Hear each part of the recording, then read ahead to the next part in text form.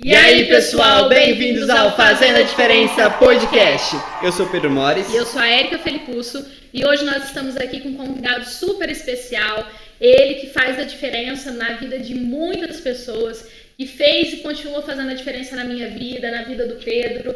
E ele é nada mais, nada menos, é uma honra recebê-lo, o pastor Nelson Guirra está aqui conosco nesse dia, né? E eu queria já, pastor, de antemão agradecer pela presença do senhor aqui, nos honrando, né, no nosso podcast. E eu gostaria que o senhor se apresentasse aí para o pessoal que ainda não te conhece, que vai ter a honra de conhecer esse homem de Deus, né, que é bênção e referência na vida de muitas pessoas. Olá, pessoal, é um prazer estarmos aqui. Eu estou aqui atendendo esse convite e me sinto assim verdadeiramente honrado no meio dessa meninada, desses garotão e garotas, não é? E nós vamos bater um papo aqui. Eu tenho certeza que Deus vai nos inspirar para transmitir alguma coisa de útil para a sua vida. E você vai sair dessa totalmente abençoado em nome do Senhor Jesus. Amém. Eu sou o pastor Nelson Guirra da Igreja Assembleia de Deus, não é? Mas apesar de tudo, eu sou o seu amigo, o seu companheiro. Estamos aqui nesse momento de bate-papo. Amém, pastor. Seja muito bem-vindo. E eu já gostaria de começar, pastor, a perguntar para o senhor aí, para o senhor, né, falar para o pessoal que está nos ouvindo, né, nos assistindo, quando, né, o pastor Nelson, né, pastor aqui da cidade de Orlândia, né, da Assembleia de Deus, quando que o senhor descobriu esse seu chamado? Porque antes o senhor era militar, né? Então conte um pouquinho para nós, pastor, essa sua trajetória, quando começou essa carreira militar, quando o senhor optou, assim, em atender o chamado de Deus para se tornar pastor, né? Então conta pra gente como que foi esse processo. Eu vivi como todos os adolescentes, com os meus problemas de juventude, e eu estava sentado ali aguardando o nosso momento. Eu estava pensando fazer uma retrospectiva da minha vida. Sempre fui um jovem de muita amizade, e tudo aquilo que eu procurei fazer e gosto de fazer, eu gosto de fazer intensamente. E era um jovem de muitos amigos, muitos companheiros. Fui criado dentro de um lar evangélico, tive minha crise de identidade, como todos os outros jovens. E eu sempre gostei das coisas de Deus. Fui criado num lar de pastor, admirava meu pai pregando, lia os seus livros, lia as suas literaturas. Ao mesmo tempo lia outras coisas também e garimpando, né, os tesouros da vida, aquilo que me identificava. Quando eu me inteirei mais ou menos 18 anos de idade, eu fui fazer o tiro de guerra. E quando eu fui fazer o tiro de guerra, que eu tive assim, uma experiência com a vida militar, eu me apaixonei por aquilo. E teve alguém que nesse momento foi alguma inspiração para o senhor, para que o senhor entrasse, assim, ingressasse nessa carreira militar? Foi um sargento que eu tinha. E esse sargento, o comportamento dele, o estilo dele, sabe, a postura dele, eu me identifiquei demais com aquele homem, sabe? Eu falei, eu quero ser isso aí. É isso que eu quero ser. O senhor ficou quanto tempo nessa carreira? Aí eu fiz o tiro de guerra e fomos aí para o quartel, né? O tiro de guerra foi 8 meses, passamos um período no quartel, aí eu me transferi para a Polícia Militar. E na Polícia Militar eu fiz um curso de soldado na cidade de Sorocaba, aí eu estava fazendo um curso para aspirante, né, oficial da polícia. E foi onde eu tive a experiência da minha chamada para a obra de Deus. Nesse período eu trabalhei como militar, como policial, por 4 anos, né, e foi aí que aconteceu essa experiência. Chamado por Deus. Pastor, fazendo uma contrapartida do que a Érica falou, teve alguém que foi contra você entrar nessa parte militar e, já chegando nesse ponto, que foi contra você sair dela a se tornar pastor? Eu me lembro de um pastor. Eu estava em São Paulo, fui visitar uns amigos e ali nós fomos no culto. Ele era amigo do meu pai. Aí ele perguntou o que eu estava fazendo ali. Eu falei, eu estou aqui, eu estou fazendo uma escola militar. Ele falou, está ficando louco? Seu pai não te falou nada? Eu falei, não, meu pai não falou nada. Meu pai falou, se isso que você quer, você vai seguir sua carreira. E, ao mesmo tempo, ao sair, a pessoa que foi contra foi o meu comandante. Os comandantes que foram contra. Por que eu acho que foram contra? pelo fato de eu tocar violão, ele gostava de fazer muita roda, de música, de samba, sabe? Eles me chamavam muito para isso. E eu quase não fui militar, eu fui mais um cantador. Eles gostavam muito disso. Não, você não vai. E eu tinha umas certas regalias pelo fato disso. Então foram as pessoas que foram contra as pessoas de dentro do militarismo. Mas de fora ninguém foi a favor que eu entrasse e nem opinaram para que eu saísse. Provavelmente, né, dentro dessa questão da área ali de militar, certamente o senhor fez a diferença ali. Por isso que talvez alguns olham, não saia não, né? Até porque tem uma questão de estabilidade também, né, pastor? O senhor pensou nessa questão quando falou, não, eu vou atender o chamado. Já atendeu de imediato? Ou o senhor passou por um processo de até a aceitação? Quando eu cheguei dentro do quartel, na cidade de Sorocaba, eu descobri que não era aquilo que Deus queria da minha vida. Olha só. Passou mais ou menos uns 6 anos para que eu saísse. Mas eu descobri, quando eu me lembro que todos nós chegamos num ônibus daqui da região de Ribeirão Preto, Franca, e fomos para Sorocaba. Eu coloquei a minha mala ali no solo do pátio do quartel. Eu falei, poxa vida, eu fiz a oração errada. Eu pedi para Deus para entrar na vida militar, mas eu não perguntei para Deus se era a vontade dele. E olha como é interessante a gente estar sensível, né, à voz do Espírito Santo, né, e entender, não, aqui não é o meu lugar. Né? Eu, muito embora eu fosse apaixonado por tudo aquilo, aí começou, aí fui pesando os dois pesos. Aí o culto que me fazia falta, estar na igreja me fazia falta, sabe? Isso foi pesando os dois lados. E foi aí. E teve um momento que o senhor falou, o culto me fazia falta. Quando o senhor ficou um tempo ali, né, nessa carreira, né, militar, quando o senhor sai, né, desse cenário militar, o senhor vai atender o chamado mesmo, né, o senhor já começou pastoreando? Não, eu não comecei pastoreando. Aí, por exemplo, quando o senhor sai desse cenário militar, o senhor em algum momento sentiu falta ou não? No processo? Da vida militar? Da vida militar, quando o senhor já saiu, já tinha saído dela. Completamente. Eu senti muito falta. Acontece que uma vez, no domingo à tarde, eu estava no centro da cidade de Osasco, dentro de um restaurante, tomando um café, e era nesse horário de verão, indo 2 jovens para a igreja. E elas iam cantando um hino. Sabe? E quando eu as ouvi louvando o Senhor, aquilo tocou no meu coração. Aquilo é como se eu estivesse num deserto e eu podia ver alguém lá numa fonte bebendo água e eu não podia alcançar aquilo, sabe? Eu tinha uma inveja tremenda daquelas meninas. Mas eu vou aqui, como é que eu quero dizer, contar uma experiência que eu tive. Era um dia de setembro, estávamos em Sorocaba, no quartel, e nós íamos receber o general Ernesto Geisel dentro do quartel. Ali tem toda uma preparação, sabe, uma série de movimentos para recepcionar um general, e ali tudo era o presidente da época militar. O militarismo era muito influente naquela época. E eu fazia parte do trabalho de porta-bandeira, daquelas coreografias. E nós saímos ali mais ou menos uns 30 dias para receber o general. Era um quartel que tinha mais ou menos uns 1.500 soldados, várias áreas, artilharia, infantaria, cavalaria, música. Era um quartel muito grande. É ainda um quartel muito grande. E eu me lembro que ele chegou no quartel, era meio-dia. E era um sonho, puxa vida, eu vou ver aquele general assim, ele ia ficar na minha frente mais ou menos 8 metros. Né? Eu ia ter oportunidade, ia dar um oficial com a bandeira aqui, eu do lado aqui, o outro soldado aqui, e mais 3 atrás. Ele ia passar na nossa frente, ele ia fazer continência à bandeira. Todo o quartel ali, apresentando arma para o general em revistas tropas. E quando ele foi passando, era meio-dia. Ele veio vindo, né, aquele silêncio total, só sentia os passos dele andando no quartel. A minha mente, não foi o meu olho, na minha mente eu comecei a ver uma luz. Entre o sol e a cabeça dele. E daquela luz eu ouvi uma voz que falou comigo assim: eu te convoco para fazer parte do meu exército hoje. Eu não te escolhi para fazer parte desse exército. Você faz parte do meu exército. E você vai... Eu vou te levar para muitos lugares. E você vai dizer para os meus outros soldados que estão lá.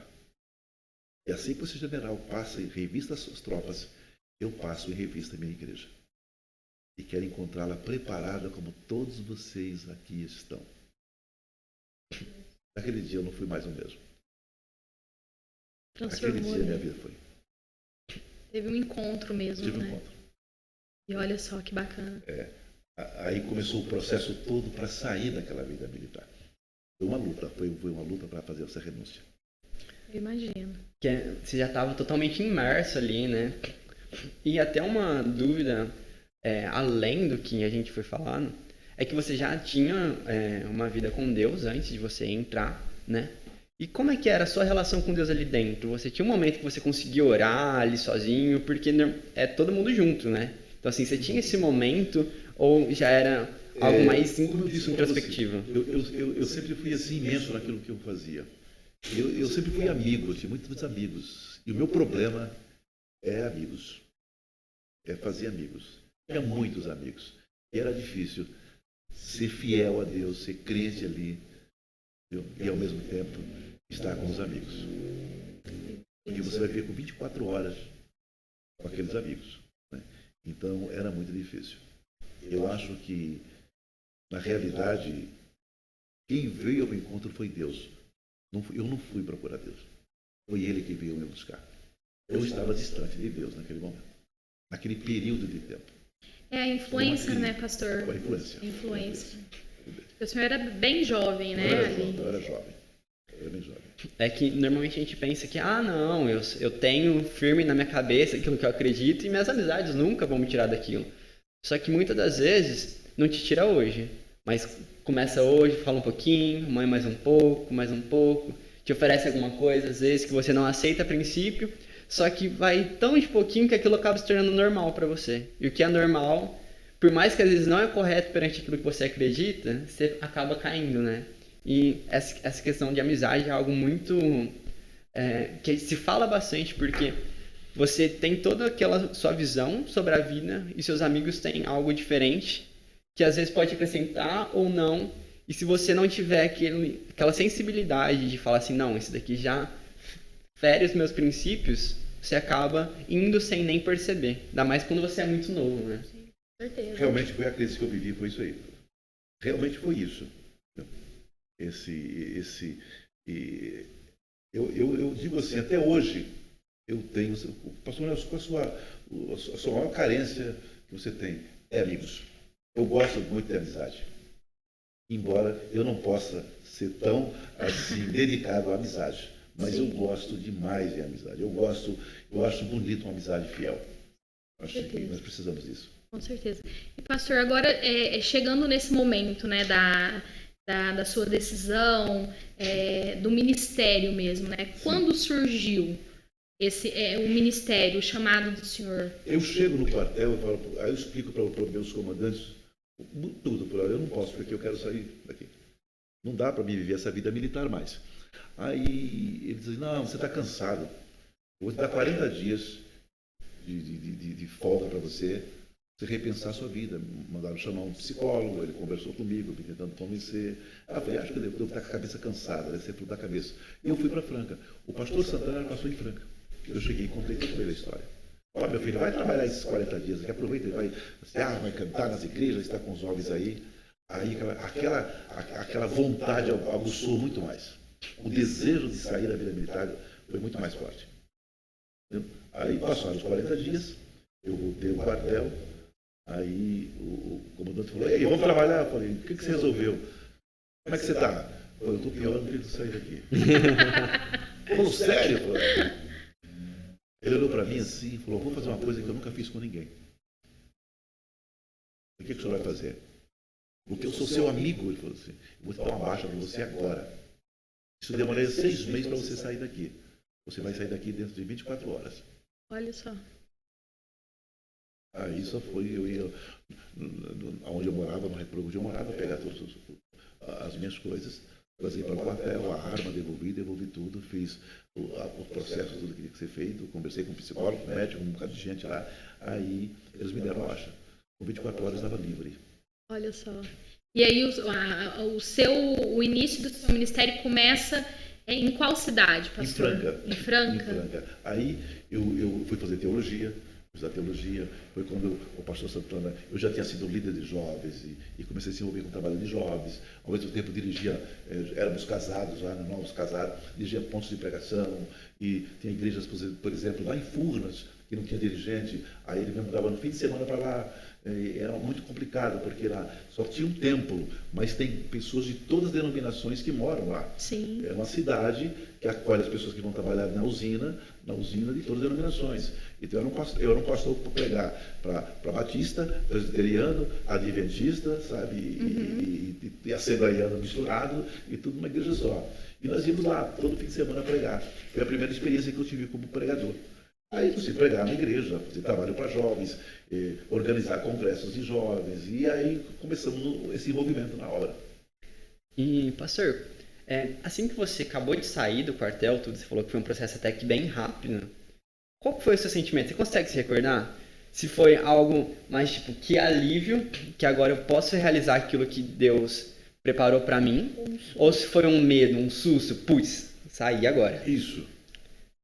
Aí eu me senti assim, eu tinha um salário, eu tinha uma vida razoável, aí você perde tudo aquilo. E como foi lidar com essa situação? Foi difícil. Eu digo assim que esse processo foi uma crise terrível. Primeiro porque Franca estava numa crise financeira, a cidade. Estava afetando um problema muito sério. Não foi fácil. Eu louvo a Deus pela companheira que eu tinha. Ela entendeu a minha chamada. Ela compreendeu, esteve sempre do meu lado. Nós passamos dificuldades. E hoje eu entendo que serviu para o amadurecimento. Né? Mas foi. Fez parte do propósito. Aí, quando eu estava aqui, eu tinha saudade de lá. Aí chegou nesse ponto, né? Era esse momento. Sim. A hora da luta, poxa vida, será que eu fiz certo de ter saído? Fiz certo de ter deixado toda aquela segurança? Né? Para uma vida onde você vai simplesmente aprender a confiar em Deus. É um passo de Ser fé muito grande, né? Muito Ser grande. dependente de Deus. Deus não tem uma base fixa embaixo. Ele não segura por baixo, segura por cima. É complexo isso aí. Você sentar, aqui você tem um chão onde você apoia. Com Deus não é assim. Você confia nele. Exatamente. Então, eu não sabia disso. Você vai aprender a viver essa vida. Isso não, por mais que você ouve se falar disso, você só aprende na prática. E o processo que doloroso. O processo é doloroso. Isso, realmente. O processo é totalmente doloroso. Essas coisas, às vezes você quer fazer, as barreiras, as pessoas veem o talento na tua vida, se sente incomodado às vezes, sim, na verdade. Sim. Poxa vida, tem mais um aí, a pessoa encara não é como uma bênção, um concorrente. Mas no reino de Deus não tem isso. Tem um espaço para todos nós. Exatamente. Se você for fiel a Deus, se for o momento de você se afastar para ele chegar, amém, Deus sabe para onde eu vou, Deus sabe onde vai me colocar. Se eu estou servindo a Deus, e só com o tempo que eu aprendi essas coisas. Foi com o tempo. Pastor, e dentro já dessa questão ministerial, né? Hoje em dia, a gente vê muitas pessoas, né, se tornando pastores, né, e tudo mais. E sem entender um processo, porque o senhor não se tornou pastor imediatamente. Não. Apesar que lá no coração de Deus já tinha esse plano para o senhor, né? O que o senhor pode falar para essas pessoas que têm esse desejo, né?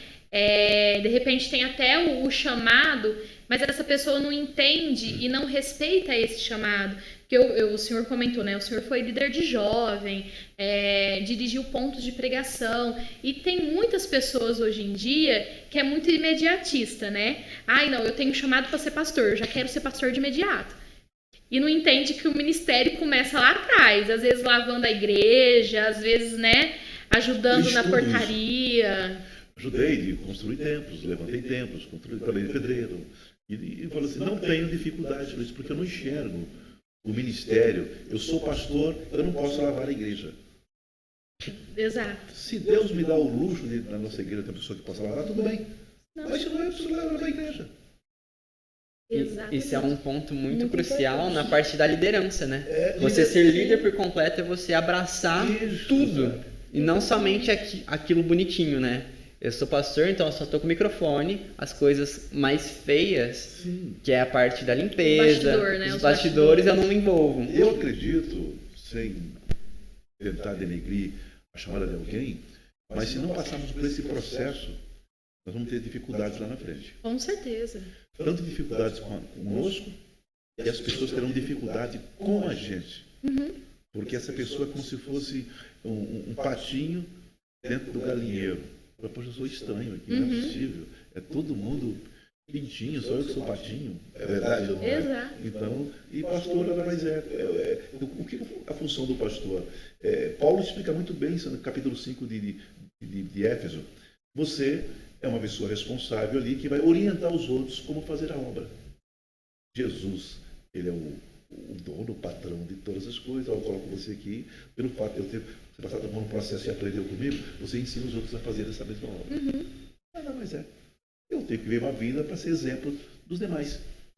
E, pastor, desse período que você tinha acabado de sair da parte militar, quanto tempo foi até você ser pela primeira vez pastor? Quanto tempo demorou? Eu me tornei diácono muito pouco tempo.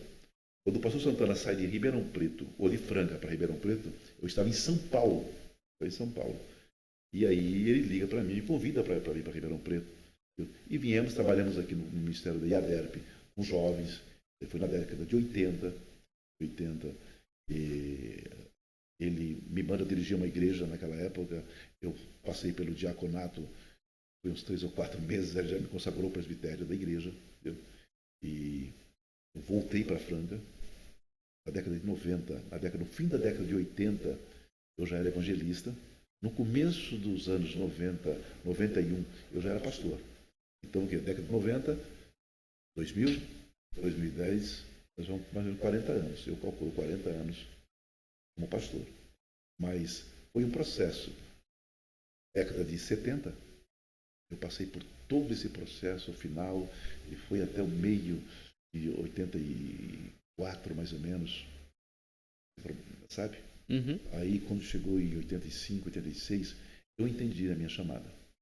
Falei, não, realmente, é isso que eu quero.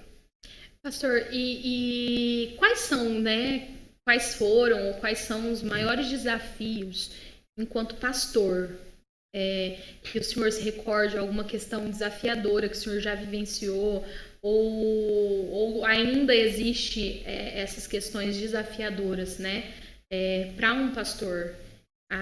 Que nem daqui a pouco a gente vai entrar nesse assunto. O senhor hoje, o senhor tem, né, 2 filhas, né? Depois a gente vai comentar um pouquinho sobre isso. O senhor comentou ali da importância, né, da irmã Fátima, né? Para quem não sabe, a irmã Fátima é esposa, né, do nosso pastor. E teve um papel também muito importante, né? Tem um papel muito importante também. Porque eu falo assim que o ministério de pastoreado, né, digamos assim, também envolve muito da irmã Fátima também, né, que é a sua esposa, que está lado a lado, e teve que, talvez, não sei, mas também renunciar a algumas questões dela para assumir esse ministério junto com o senhor, né? Então, quais foram os maiores desafios enquanto pastor? Eu acho que o meu maior desafio enquanto pastor é a pressa, sabe? A pressa. Eu gosto das coisas para ontem. Então, eu sou muito horista, muito detalhista. Sim. E não sei se... Eu acho que todo líder, se não é, deveria ser assim. Né? É muito importante. E eu tenho muita dificuldade para trabalhar com pessoas que têm dificuldade de entender as coisas. Acho que muita gente. Me falta um pouco... Eu vou tentar explicar aqui para não ser muito indelicado. Eu sou com certa dificuldade para raciocinar, para pensar. Eu gosto daquela pessoa que pega a coisa no ar, sim, assim, sim. Sabe? Eu admiro demais isso aí, sabe? E você com uma palavra, ele entende tudo, sabe? Sim, sim. Mas tem pessoas que têm que ler todo o dicionário para Tem, entender. ser Senão... minucioso. E às vezes você repete e ele não entendeu. Aí amanhã você entendeu, eu esqueci o que foi mesmo. O que era mesmo? Eu tenho uma dificuldade. Eu acho que devido à vida militar que eu levei, e seria necessário você ter um reflexo muito rápido, entender essas coisas assim, você é testado toda hora, sabe? E você, então eu acho que, eu não sei se às vezes eu quero transferir isso para os irmãozinhos, para as ovelhinhas, né? Eu ia perguntar isso também, pastor. O senhor, enquanto pastor, dirigente, que o senhor foi presbítero também, o senhor, porque nós sabemos, né, que dentro do quartel ali, dentro da carreira militar, exige muitas questões, né, que nem o senhor mesmo comentou. É sobre a disciplina, sobre postura, né, o jeito de falar, né, os reflexos, tem que ser muito rápido. O senhor inseriu alguns ensinamentos que o senhor aprendeu enquanto militar no seu jeito de conduzir o seu ministério? Eu tenho que tomar muito cuidado com isso, sabe? Porque às vezes eu me pego tentando fazer da igreja realmente. O quartel de Jesus é diferente. O exército de Cristo é um pouco diferente. Né? O humano, ele não tem assim complacência, compreensão, misericórdia. Deus é misericordioso, Deus é amor. Sim. Né? E às vezes é por isso que eu vejo as pessoas abusando da misericórdia, sabe? E nadando de braçada na misericórdia, no amor de Deus. Mas eu trago muito disso. Sim. Eu acho assim que Paulo fala que nós somos soldados de Cristo. Então, uma pessoa que está no ministério, eu penso assim, ou ele é ou não é. Sim. Ou vai ou não vai. Até porque é bíblico, né? Não tem um meio termo com Deus, né? Ou eu vou entregar minha vida para isso aqui, então eu vou sair da frente para não ficar atrapalhando. Exato. Entendeu? Poxa vida, se eu vou chamar para dirigir um culto, eu vou fazer o meu melhor. Então, eu sou assim. Eu, após 40 anos, talvez vocês possam ver, eu levanto 4 horas da manhã. Eu me devocional com Deus até 7 horas. Aí vou fazer minha caminhada, vou fazer academia, entendeu? E vou resolver problemas particulares da minha vida. E é assim que eu faço. Depois do almoço eu vou preparar se algum dia de culto para o culto da noite, como deve ser feito. E tem muitas pessoas que, infelizmente, acham que o pastor não tem uma vida, né? Atrás do pastoreado. Agora eu tenho que fazer visitas, eu tenho que ser pai, eu tenho que ser esposo, eu tenho que resolver problemas. E eu sou assim, eu gosto de fazer as coisas assim da melhor maneira possível. E eu cobro das pessoas. E nem todos são assim, né, pastor? Nem todos são assim. Pastor, e entrando dentro dessa questão família, né? Família. O senhor tem duas filhas, né, que são maravilhosas. Sim. É a Fernanda e a Giovana, né? A Giovana tem 2 filhos maravilhosos também, né? Como que foi esse processo, né? Como que o senhor se descobriu pai, digamos assim? Né? Veio ali da carreira militar, depois veio essa questão ministerial. Aí eu não sei em qual momento que o senhor se tornou pai, mas qual que foi esse desafio? Foi no meio do processo do pastoreado, assim? Eu fui o fruto, desde o começo foi o fruto de uma inexperiência. Pelo fato de quando eu casei, eu estava estudando no quartel. Uhum. Então foi nesse período que a Fátima se engravidou. Eu caso em dezembro e volto para Franca para visitar a Fátima aí no mês de, me parece que foi fevereiro ou março, e ela se engravida. Aí eu estava lá no quartel, eu respondi isso, eu estou grávida esperando. Como é que é isso ser pai, né? Como que funciona? Ninguém me falou. Eu tenho a opção de ser filho, né? Eu acho que você vai ser um birra, vai ser pai, eu não sabia. Uhum. Né? Então eu comecei, poxa vida, e comecei a analisar. Nós temos um defeito muito grande de romantizar ou endeusar e achar que pelo fato de ser pai, nosso pai é perfeito, né? Aí eu comecei a pensar, poxa vida, o que o meu pai fez que eu não gostei, eu não vou fazer com a minha filha. Se foi bom, se não foi. O que eu queria que ele fizesse, eu vou ser com minhas filhas.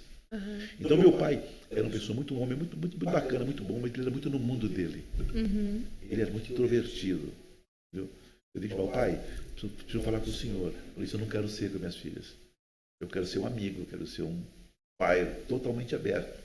Eu não tinha liberdade. Era da época isso, né? Sim. Da época. Eu não quero ser um pai assim. Eu falei que eu vou ser um pai que minhas filhas tenham liberdade de falar qualquer assunto comigo. Muito embora seja filha mulher. Sim. Qualquer assunto comigo. Viu? Então, foi desafiador.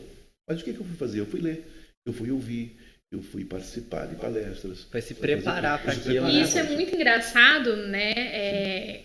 Que eu acho que todo mundo precisava ter esse feeling, né? De buscar esse conhecimento. E isso nos mostra a dedicação mesmo, né? De falar assim, peraí, eu tenho uma responsabilidade a mais agora. Além de esposo, agora eu sou pai, né? E querendo ou não, vou me preparar, vou buscar ser o melhor que eu consiga ser para as minhas filhas, para minha esposa, né? E eu acho isso muito bacana. Isso é fazer a diferença, né? Fala assim, ser diferente, fazer a diferença. Se você for na biblioteca, agora que eu estou percebendo, os livros que falam de família foram comprados na década de 80.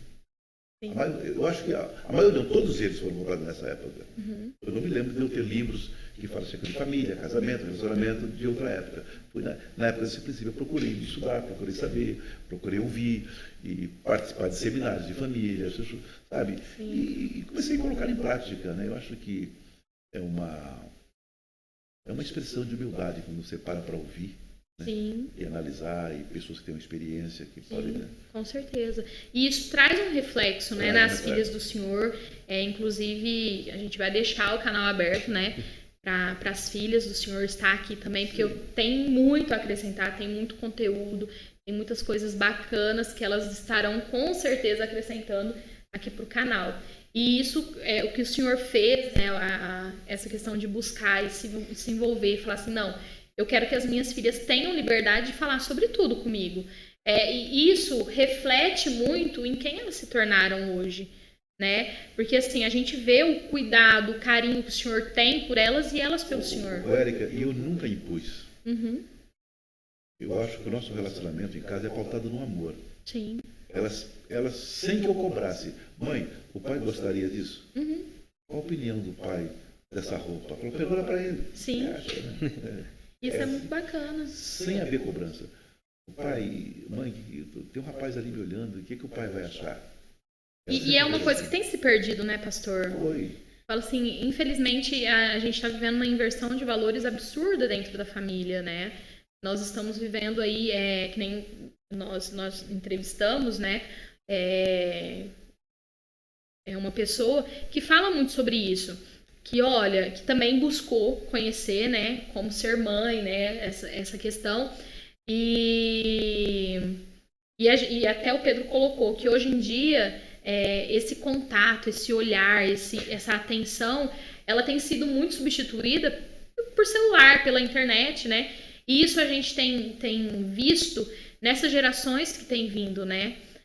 A falta que faz ter esse feeling, ter esse contato, ter essa liberdade com o pai, ter essa liberdade com a mãe, ter o pai como melhor amigo, ter a mãe como a melhor amiga. E a gente tem visto, né, eu enquanto profissional da saúde mental, a gente tem visto o quanto isso tem sido falho para algumas gerações, né, para algumas pessoas. Que enquanto o Senhor se preparou para esse momento acontecer, o Senhor não estava esperando, mas foi lá, não, peraí, então a responsabilidade é minha, eu vou buscar conhecimento, né, de como eu posso agir, o que o meu pai fez que não foi tão legal, o que eu posso fazer diferente. Não que o Senhor foi um pai perfeito, que ninguém mas o Senhor em toda situação buscou fazer o seu melhor. Chegou momentos que eu procurei, falei, olha, vocês me perdoam, eu dei um mau exemplo. Vocês não façam isso que eu fiz, que eu estou errado. E isso é bacana também. Eu errei. Vocês me perdoam? Não, pai, está perdoado. Isso é muito bacana. Pastor, atrelando essa parte familiar com o ministério, a gente consegue ver que muitas pessoas ultimamente acabam, porque eu tenho um chamado, então começa a pegar muitas coisas para fazer na igreja. Essa pessoa, ela é líder de jovens, essa pessoa, ela quer cantar, ela quer pregar, ela quer fazer de tudo e ocupa-se com tantas coisas do mundo de Deus que é realmente muito importante, só que acaba deixando de lado o contato com os filhos, com a esposa. Com certeza. Qual que é a sua opinião assim, sobre essa relação de as pessoas quererem fazer demais, só que não entender que tudo que é demais sobra, né? Tudo que é demais... Tudo que é demais sobra. Nós temos... Hoje é uma luta assim, para que os pastores entendam e saibam dividir esse tempo. Toda pessoa, se a pessoa se dedica mais mais ao ministério, ele negligencia a família. Sim. Se ele é um pastor, o meu sonho na realidade não era ser um pastor de tempo integral, meu sonho era ser um empresário. E o que eu ia fazer? Aí, à noite, eu ia ser pastor. Eu queria ter o prazer de tamanha besteira, isso aqui, de não depender da igreja. Aí Deus falou assim, você é barro, eu sou oleiro. Então, tem que ser do meu jeito, não do seu jeito. Então não deu certo. Eu podia completar com aquele que eu te dou e acabou. Até porque em algum momento também eu acredito que falharia. Ou enquanto empresário, certo. Ou enquanto pastor. Aí o que acontece, né? Aí a pessoa se dedica totalmente à igreja. Isso não é só igreja, na vida secular é a mesma coisa. Sim. Mas se dedica aos trabalhos da igreja e negligencia a família. Infelizmente, eu tenho que dizer isso aqui. Muitos pastores estão em crise no relacionamento. Porque não fizeram o que eu fiz. Como tratar uma mulher. Como ser um pai romântico, um marido romântico. Parar para ouvir, analisar. Não quero nem saber. Vai tocando assim, vai indo, sabe? Espiritualiza tudo. A minha esposa não é um anjo, era uma mulher. Tem a carência afetiva, né? Psíquicas, físicas. Eu não posso negligenciar isso. Se eu negligenciar isso, esse problema vai estourar em algum lugar do relacionamento. Isso é muito importante. E realmente, como você falou, não só em questão igreja, né? Mas às vezes o empresário que vai e abre sua empresa e se envolve tanto naquele meio que esquece de cuidar da sua casa. Né? Esquece. Aí o negócio dele é só empresa. É empresa, por aí. Então, eu achava muito bonito o que o pastor Santana fazia e faz até hoje. E parece que a quarta-feira é um dia que ele tira para ele e para a esposa dele. Ele está com quase 90 anos de idade. Ele tem o mesmo hábito. Ele tem uma chacrinha, ele vai lá, ele vai pescar, fica os dois juntos lá. Olha que bacana. Aí eu falo, poxa vida, isso aí eu vou aprender dele, vou pegar dele. E é importante isso, né, pastor? Opa. É importante, porque eu sempre falo assim, a primeira instituição que Deus criou foi a família. Né? Então, peraí, ou enquanto pastor, enquanto empresário, é o que a gente fala, né? O extremismo é errado. O extremismo é errado. Né? Então, não, eu não tô nem aí, minha esposa tem que se virar, é o meu ministério. Ela vai entender. Não é seu ministério, quando é casado, é nosso ministério. Então, peraí, eu preciso estar sensível ao que a minha esposa está passando naquele momento. Entender, poxa vida, quantas coisas ela renunciou para viver o meu chamado. Então, é o nosso ministério. E eu acho assim que é muito, muito bacana o que o senhor falou, e abre essa questão mesmo da gente conseguir entender, e a igreja entender também, né, pastor? Porque às vezes a igreja não entende, quer que o senhor seja pastor 24 horas, 24 por 36, né? 24, esse aí você lembrar da vida militar, era isso aí, 24 por 36. Não é? E não é assim, entender que o senhor tem um tempo, que o senhor precisa estar com a sua esposa, tem as filhas, precisa estar com os filhos, tem os netos, precisam estar com os netos, e aí a gente entra numa questão da referência que o senhor tem para os seus netos. Isso é muito importante, né? Então, poxa vida, eu me tornei pai, fui lá, pesquisei, e aí agora veio os netos. Então, a sua atitude, a sua forma como pai reflete muito nos netos, né? Porque eu já ouvi, né, o Lucas falando sobre essa questão da referência, né? Então, provavelmente o senhor ali foi uma das pessoas que inspiraram a ele a hoje estar ministrando a palavra, querer conhecer mais a palavra de Deus, sabe? Porque, claro, o pai dele também tem essa referência para ele, a forma como o senhor criou as suas filhas também tem esse diferencial na vida deles, né? Na vida dos netos. E eu acho muito bacana. E como o senhor se sente, né? Sendo referência aí, hoje conseguindo ver, né, vivenciar esse momento com o seu neto, principalmente o Lucas, né, que está aí pregando a palavra de Deus. E por incrível que pareça, porque fica muito restrito assim para a família. O Davi, isso impactou muito mais ele, é muito mais forte nele do que no Lucas. Ah, é? Ele ligou para mim, eu vou fazer um culto aqui em casa aqui hoje.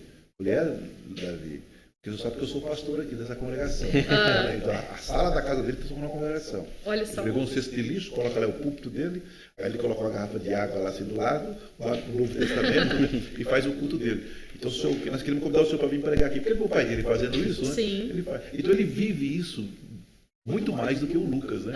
Ele está na faculdade agora, né? Sim. Mas, realmente, a minha família sempre foi influenciada com o trabalho de igreja. Olha só que Sempre bênção. foi influenciado no trabalho de igreja. O Fran Sérgio também, o pai dele era pastor. Sim. O Edson também, o pai dele era pastor. Então, é um ambiente assim. Aí, por exemplo, se a gente vai sair e ficar junto, a parte chega e fala, vocês estão proibidos de falar igreja. Fale qualquer coisa aqui, só não fale de igreja agora. Ela mandou, vamos parar. Exato. Daqui a pouco começa a falar, não fale de igreja. É porque tem que ter esse momento, Tem que né? ter um momento. Tem.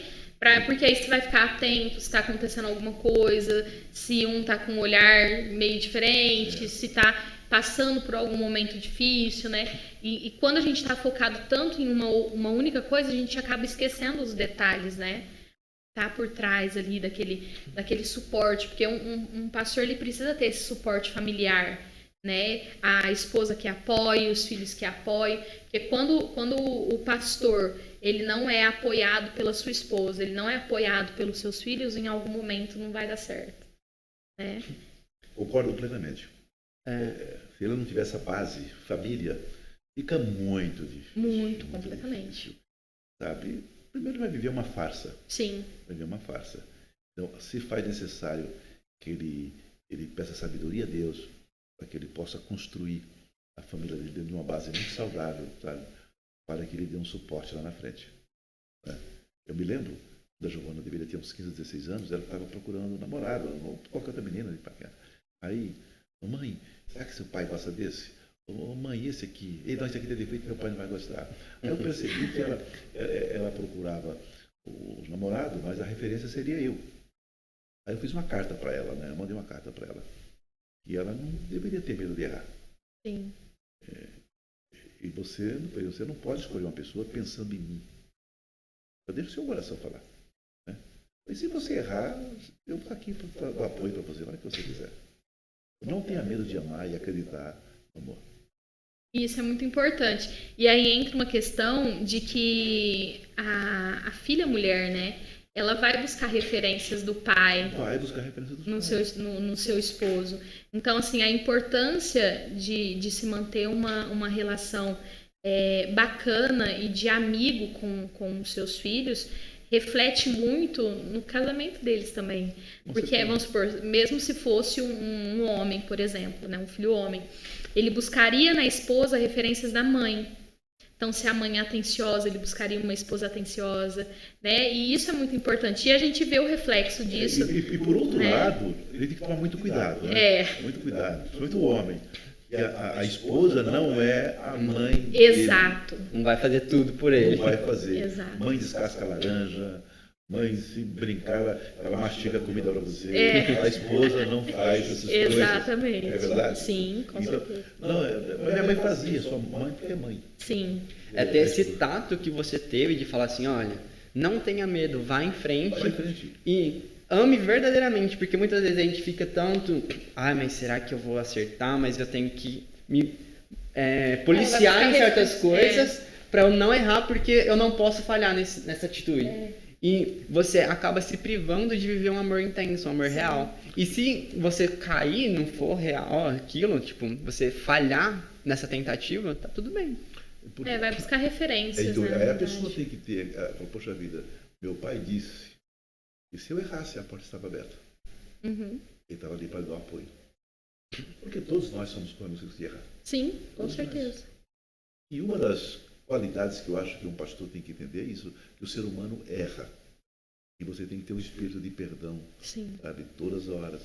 São desafios que a gente tem na vida. Todos os dias. Todos os dias. Exatamente. Eu vejo assim, minhas filhas, por exemplo, eu acho que cada uma pegou alguma coisa de mim, sabe? Por exemplo, a Giovana gosta muito de fazer amizade, a Fernanda é mais reservada, sabe? A Giovana consegue, assim, como que eu quero dizer, driblar coisas, situação, a Fernanda é muito mais incisiva, não tem que ser assim, sabe? Então eu acho assim, que foi uma mistura, sabe? Eu sou uma mistura daquelas duas. Mas nos amamos muito bem, sabe? E isso é importante. Eu acho que minha casa nós somos amigos. Somos amigos para o que der, o que vier. É assim que somos. Respeitamos também o pensamento de cada um. Ninguém sim. Eu digo para vocês, eu não sei, eu acho que são frutos só da vida. Eu não ensinei, a regra aqui vai ser assim. Foi fluindo, vai ter que ser assim, foi acontecendo dentro de casa. Sim, com Você certeza. entra no particular da vida do outro, cada macaco no seu galho, né? Já são pessoas criadas, famílias formadas, né? Então, se eu vou dar uma opinião, você me pedir, se não me pedir, eu fico na minha. Exatamente, respeitar, né, o outro é muito... Eu vou orar a Deus. Isso leva muito na parte do pastoreio mesmo. Que às vezes tem uma pessoa ali que você talvez acompanhe um pouco mais de perto, gostaria de dar um conselho que poderia ajudar, só que a pessoa não está aberta ainda. Não está aberta, com certeza. E ter esse tato de saber o momento certo de falar e esperar que a pessoa esteja aberta a falar, eu acho que deve ser muito difícil para um pastor. Porque você já tem aquele visão mais de pai, eu acredito. É o desafio, por exemplo, eu quero um negócio para ontem. Você vê a pessoa caindo no buraco. E você não pode falar nada porque ele não pediu a sua opinião. Sim. Ele não abriu espaço para isso. Não está preparado para ouvir uma verdade que às vezes vai chocá-lo e ele não vai acreditar naquilo que você vai dizer. Exato. Ele vai ter que E sofrer. aí gera nele, que não está preparado, uma ofensa, né? Uma ofensa, ofensa. Entendeu? E às vezes, como pastor, a gente recebe muito casais que você... pastor, eu aprendi uma coisa. Vou largar do meu marido. Vou separar, não dá mais. Quem vai separar não faz isso. As pessoas que realmente querem separar já vêm com a separação pronta. Entendeu? Uhum. Então, a pessoa que eu quero ouvir, não faz isso não. Fica com ele. Isso é que eu ouvir, suporta mais. Isso que a pessoa quer ouvir. Uhum. Entendeu? Porque a pessoa que quer tomar essa decisão, ninguém te pergunta. Sim. A pessoa que quer tomar essa decisão chega como outros já chegaram. Pastor, não vai dar mais. Me separei. Mas peraí, não tem jeito. Não dá para voltar. Sabe? Mas quando a pessoa fala, eu estou pensando, ele não quer isso. Ele não quer isso. Na verdade, ele quer encontrar em você uma solução para o problema dele. Isso, sabe? Pode tentar resolver o problema. E às vezes a solução do problema, pessoal, vocês às vezes não dá certo mais. Uhum. Infelizmente, o casamento corre esse risco. Sim. Não é verdade? Com E certeza. é dolorido. Uma pessoa me falou esses dias, olha, uma separação é como se fizesse uma amputação com um serrote. Sem uma anestesia. É a coisa mais dolorida que existe. Então, principalmente quando envolve filhos também, né? Isso. Aí fica pior. Fica muito pior. Mas, pastor, a regra, eu não tenho a regra. A minha vida foi essa. Eu ensinei assim. E eu gosto disso, de estar junto com a família. Quando eu comecei a pregar, eu viajei muito, né? Eu queria ser pregador itinerante. Viajei por 10 anos, viajando e pregando e ajudando na igreja e pregando. Mas uma vez eu estava no estado do Espírito Santo. Fazia 24 dias que eu estava lá. Aí eu falei, cara, isso aqui não está certo. Eu preocupado com a família dos outros, ensinando a família dos outros, fazendo festa com o bolo dos outros. É verdade? E a igreja, que é a minha casa, está lá abandonada. Eu falei, não, isso não está certo. Sim.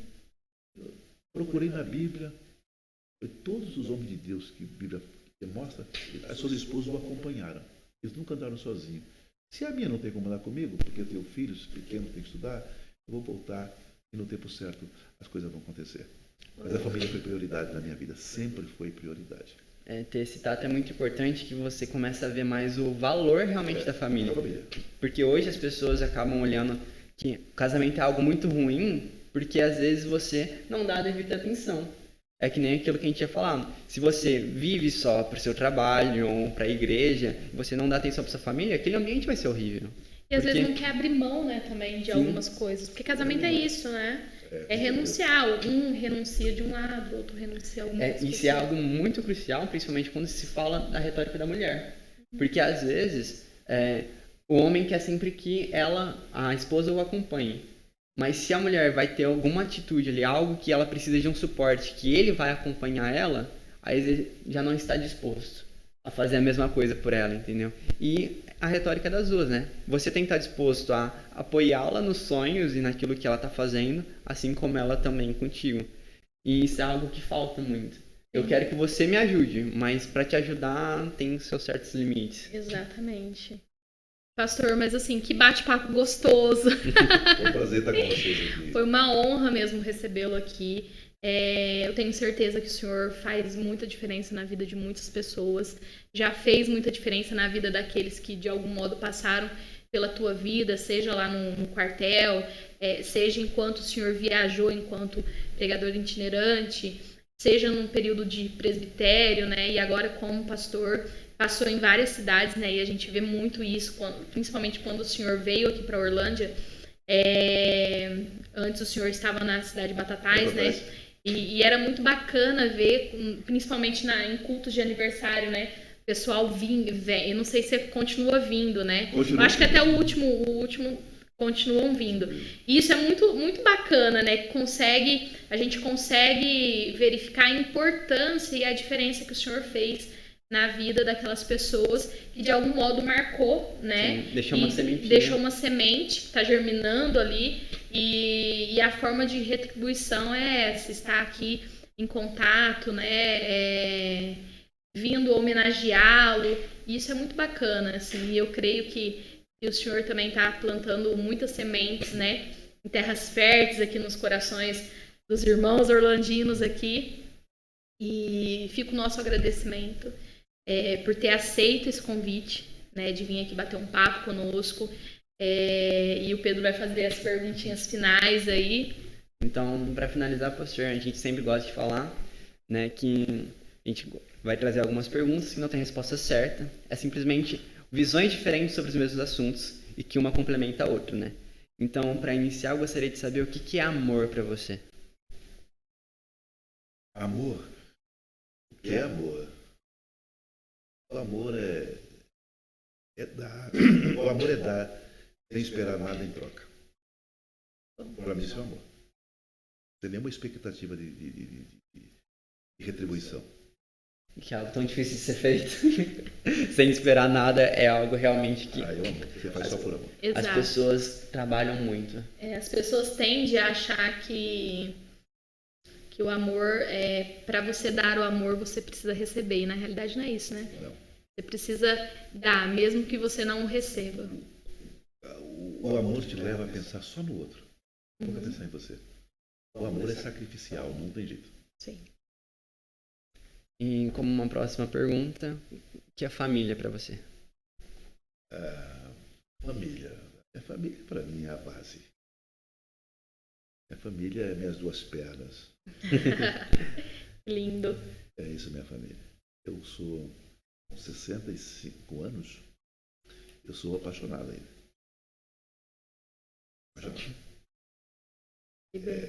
Eu acho minha mulher bonita ainda. Olha a declaração, irmã Fátima. Então, mas eu só não digo que eu sou culpado disso, ela é a culpada disso aí. Foi ela que alimenta essa planta, ela cuida dessa planta. Que bom, que lindo isso. Isso é maravilhoso mesmo. Deixa eu só passar por família. Minhas filhas, eu acho assim que filhos é a concretização, é o resultado do amor. Você põe amor, mais amor, você põe embaixo filhos. Né? Então, isso. E os meus netos, poxa vida. Eu quero falar, os filhos dos filhos são uma coroa. É o meu troféu. Né? E para finalizar, o que é Deus para você? É Deus.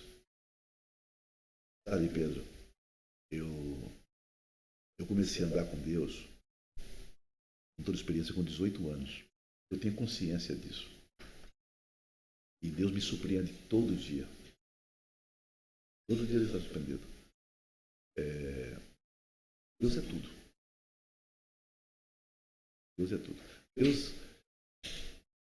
Deus é a fonte do amor. É a fonte do viver.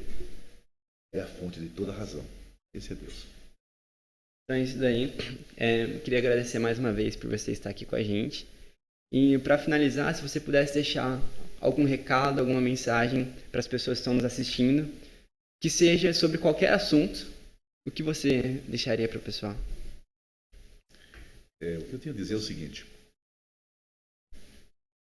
Enquanto você estiver procurando a felicidade em coisas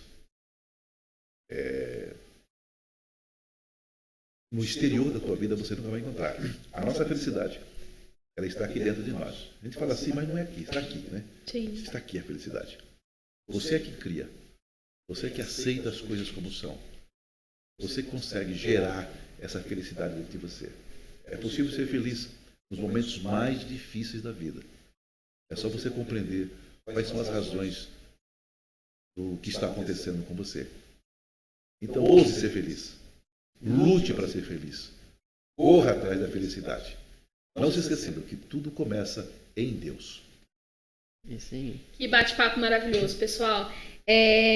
Aproveitando mais uma vez, pastor, muito obrigada por ter aceito o convite. Toda a família do podcast Fazendo a Diferença. Deixa aqui o agradecimento. E para você que está nos assistindo aí, compartilhe esse vídeo. Se inscreva aí no nosso canal, Fazendo a Diferença Podcast. Aliás, Diferença Podcast lá no canal no YouTube. Diferença_podcast no nosso Instagram. Siga a gente lá. Todo domingo, meio-dia, tem vídeo novo no canal. Tá? Compartilhe com seus amigos. E o nosso agradecimento por esse espaço aqui, né? Nós estamos com um espaço novo, né? A nossa gratidão à equipe da Flex. Da Flex Life. Então a gente gostaria de agradecer muito a esse nosso parceiro que a gente está tendo, que é a Flex Life, desenvolvimento de sistemas. Se você precisar de algum ERP para sua pequena, média ou grande empresa, pode contar com a Flex Life, o contato deles vai estar aí embaixo. Eles têm um ERP para todas as áreas, parte de PCP, compras, a parte do financeiro. O que vocês precisarem, vocês podem entrar em contato com eles, que provavelmente vai ser tudo aquilo que a sua empresa necessita para gerenciar cada vez melhor. Então, mais uma vez, nosso agradecimento ao nosso patrocínio. Os nossos, né, o Instagram do nosso pastor, qual que é, pastor? A igreja tem a página no Facebook também, né? Se o senhor quiser deixar a página da igreja. Igreja Evangélica Assembleia de Deus, né? E a Derby Orlândia. E o pastor também está no Facebook. Nelson Guirra. Nelson Guirra, né? Isso. E no WhatsApp 99211-0051. É isso daí.